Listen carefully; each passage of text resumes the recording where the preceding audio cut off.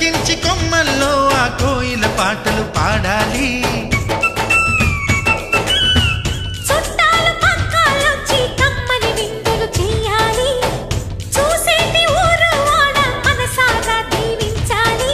నలుగురు కలిసి చేతులు కలిపి మన కలలన్నీ పండించాలి. ఒక చోట పుట్టని కోడళ్ళు అయ్యారు అమ్మకే కూతుళ్ళు. త్వరలోని ముద్దుగా పుడతారు ఈ తాత పోలికల మనవళ్ళు. ఈ సంతోషాలు సరదాలే మా పండుగలు.